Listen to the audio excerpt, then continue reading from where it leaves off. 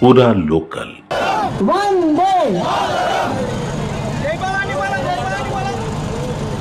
गौरवनीयुलु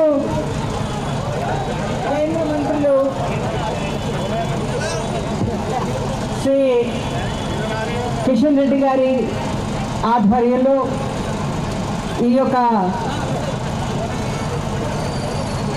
తిరంగా యాత్ర ఎంతో గొప్పగా మనందరం కలిసి మన బీజేపీ నాయకులు అలాగే పార్లమెంట్ సభ్యులు అలాగే ఎమ్మెల్యే అందరూ కూడా ఇక్కడ ఉన్నటువంటి బీజేపీ పెద్దలందరికీ కూడా నా నమస్కారాలు తెలియజేస్తూ పేరు పేరున చెప్పాలంటే చాలా సమయం అవుతుంది కనుక దాన్ని క్షమించమని అడుగుతూ ఈరోజు మనం అంతా గర్వించగలగా ఈరోజు మనం ఈ యొక్క తిరంగా యాత్ర ఎంతో వందల మంది వేల మంది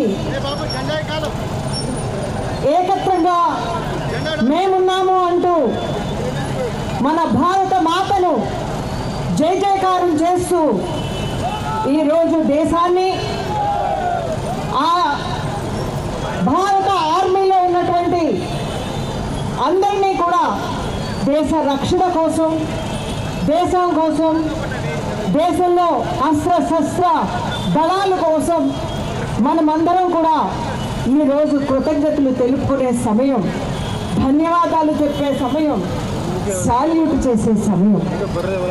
అయితే ఏప్రిల్ 22వ తారీఖు మనం ఎప్పుడు మర్చిపోలేని రోజు.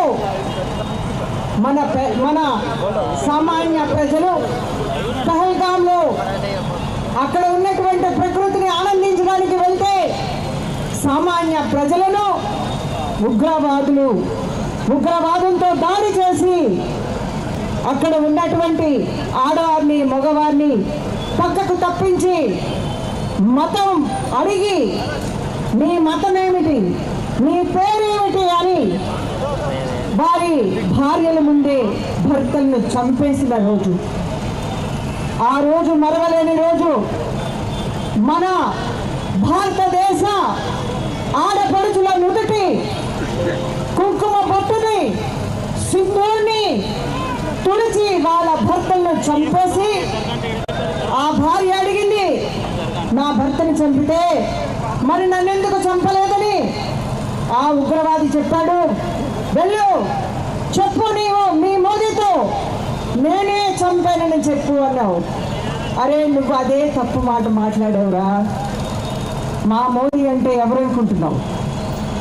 నువ్వు బుల్లెట్లు పేలిస్తే ఆయన కంటి చూపుతోటే నిన్ను భస్మం చేయగలడు.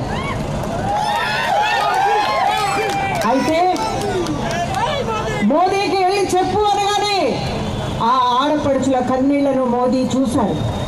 ఆమె కన్నీళ్లు తుడిచారు, కంకణం కట్టుకున్నారు. కన్నలుగా సూఫీ ఖురేషి అలాగే ఐఏఎఫ్ లో ఉన్నటువంటి ఆఫీసర్ ఆమె మిసెస్ సింగ్, ఆమె కూడా